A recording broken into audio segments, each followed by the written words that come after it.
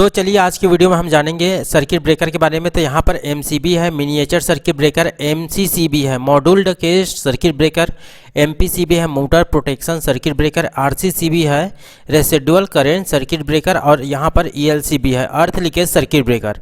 अब दोस्तों हमको ये जानना है कि कौन सा एमसीबी कहाँ पर लगाना चाहिए और किसको लगाने से क्या प्रॉफिट होता है। तो सबसे पहले हम देख लेते हैं एमसीबी। सिंपल एक नॉर्मल एमसीबी आता है। एमसीबी क्या करता है, सर्किट को ब्रेक करने के काम आता है। जैसे कोई फॉल्ट हुआ, ओवरलोड प्रोटेक्शन और शॉर्ट सर्किट प्रोटेक्शन के लिए हम क्या करते हैं, एमसीबी का यूज़ करते हैं।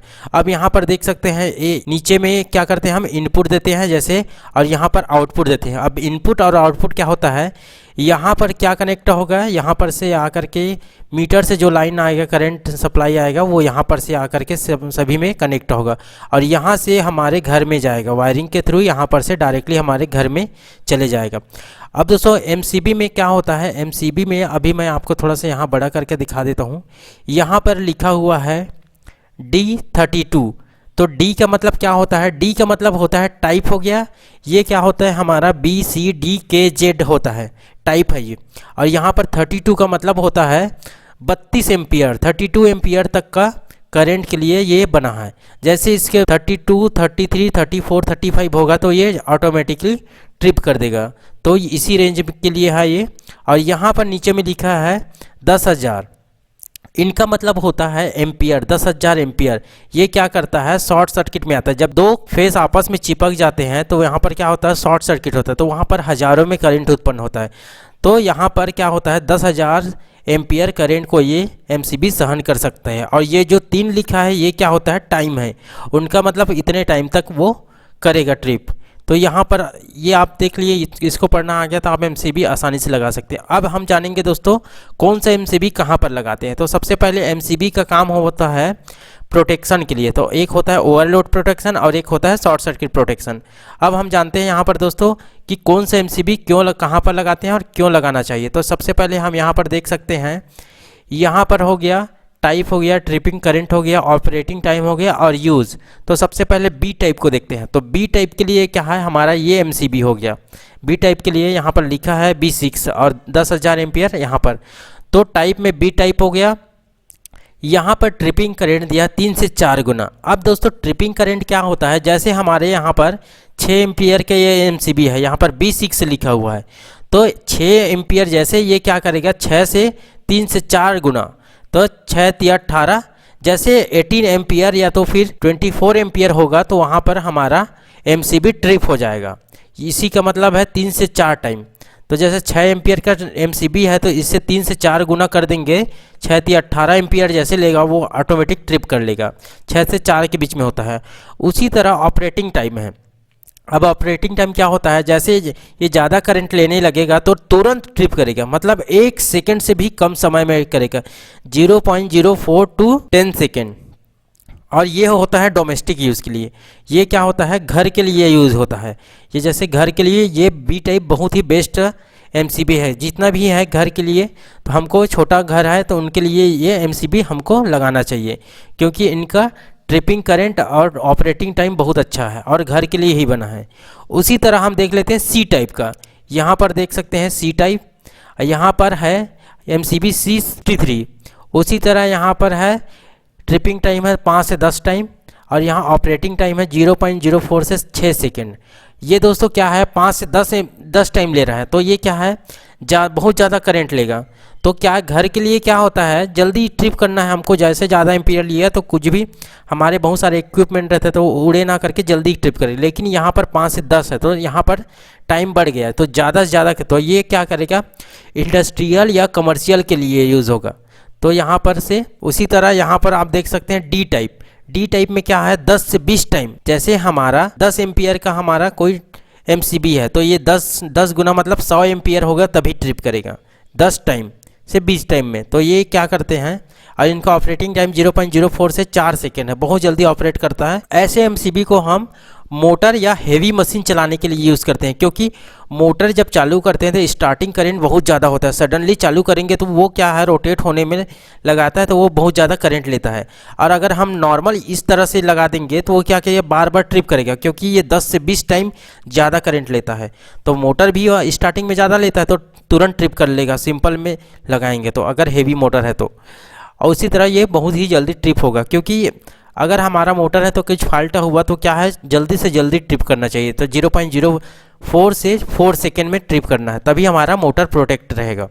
उसी तरह हम यहाँ पर देखेंगे के टाइप। यहाँ के टाइप के एमसीबी लगा हुआ है, तो के टाइप में 8 से 10 टाइम में ट्रिप करेगा और वहाँ पर 0.1 सेकेंड लेगा, सिर्फ 0.1 सेकेंड से भी कम समय लेगा। ये क्या करते हैं, कंप्यूटर या स्मॉल इक्विपमेंट है, जैसे आपके पास कंप्यूटर चाहे तो चार्जर लगा दिए या तो फिर अपने मोबाइल के चार्जर लगा दिए, वहाँ के टाइप का एमसीबी यूज़ किया जाता है और 8 से 10 टाइम लेता है और ये लेस देन 0.1 सेकेंड में ये ट्रिप करता है।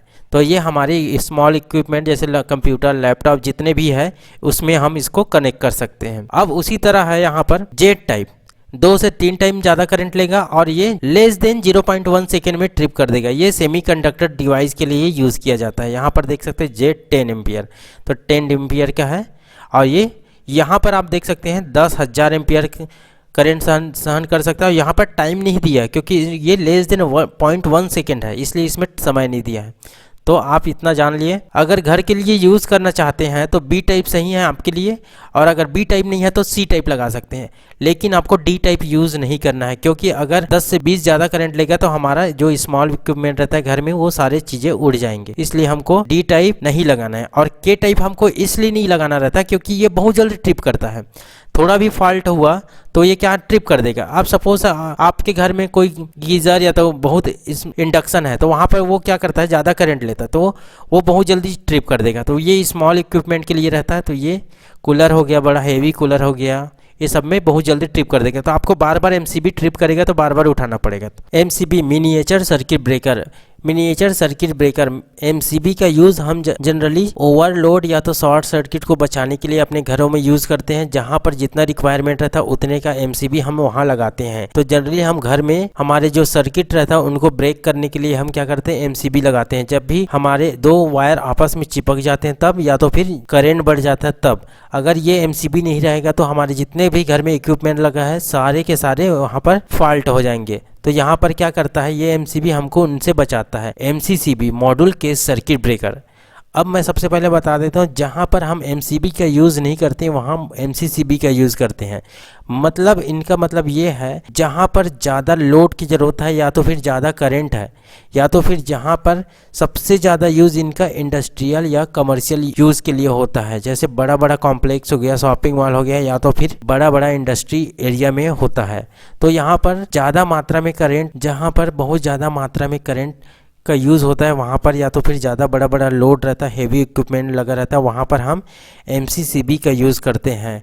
इनका यहाँ पर क्या करते हैं, हम करंट का सेटिंग करने के लिए इनमें लगा रहता है। तो यहाँ से आप अपना करंट का सेटिंग कर सकते हैं, लेकिन ये क्या है 63 एम्पियर तक का रहता है। तो यहाँ पर आप अपने हिसाब से उनको सेटिंग कर सकते हैं। ज़्यादा अगर इससे ज़्यादा होगा तो ये ऑटोमेटिक ट्रिप कर देगा। तो हेवी इक्विपमेंट या तो फिर कमर्शियल या इंडस्ट्रियल एरिया के लिए हम एमसीसीबी का यूज़ करते हैं।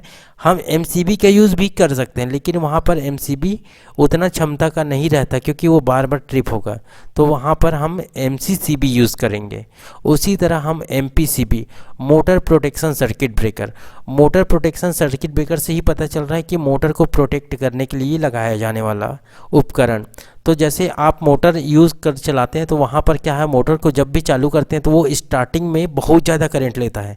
तो वहाँ पर अगर हम एमसीबी को लगाएंगे तो हमारा एमसीबी क्या है, बार बार वहाँ पर ट्रिप करेगा। और क्या है, एमपीसीबी क्या करता है, वहाँ पर स्टार्टिंग करंट ज़्यादा होता है तो हम एक यहाँ पर एक नॉब दिया रहता है, इनको सेटिंग कर देते हैं। हमारा मोटर हम क्लैम मीटर से उसका करंट को एक बार मेज़र कर लेंगे कि हमारा मोटर को स्टार्ट करना है तो कितना करंट ले, उस हिसाब से, या तो फिर आपके मोटर को नेम प्लेट में लिखा रहता है कितना एम्पियर लेगा, उसी हिसाब से हम ये एमपीसीबी को सेट कर देंगे कि इतना करंट तक का ये करेगा, इससे ज़्यादा होगा तो ये ऑटोमेटिक ट्रिप कर देगा। तो हमारा मोटर ऑटोमेटिक ट्रिप हो जाएगा जैसे कुछ होगा तो। या तो फिर 2-3 फेस RYB अगर कोई लूज कनेक्शन हो गया है या तो फिर कहीं से वो निकल गया है तो वहाँ पर भी अनबैलेंसिंग कंडीशन में भी ये ट्रिप करेगा।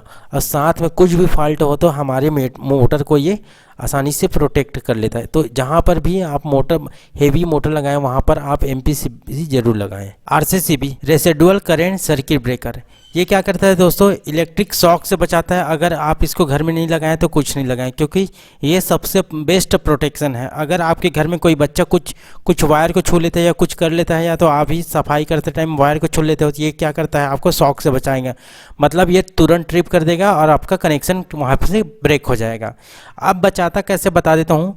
RCCB क्या करता है, जैसे आपके पास यहाँ पर से जा रहा है सप्लाई और यहाँ पर से एक न्यूट्रल लगा है, जैसे इसमें 10 एम्पियर जा रहा है, तो यहाँ पर हम काम करते टाइम इसको फेस को अगर टच कर लेते हैं तो हमारे से होकर वो ग्राउंड हो जाएगा।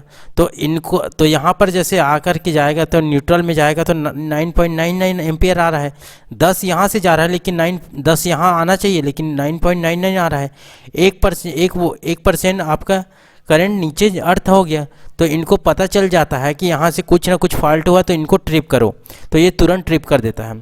अब क्या होता है दोस्तों, ये क्या करता है, ओवरलोड और शॉर्ट सर्किट से हमको नहीं बचाता, सिर्फ हमको शॉक से बचाता है। तो यहाँ पर क्या है, ओवरलोड या तो फिर शॉर्ट सर्किट होगा तो ये ट्रिप नहीं करेगा, घर में लगाएंगे। तो हम क्या करते हैं, इनके साथ MCB के साथ हम RCCB लगाते हैं, ताकि हमारा MCB ओवरलोड और शॉर्ट सर्किट से बचाए और RCCB शॉक से बचाए।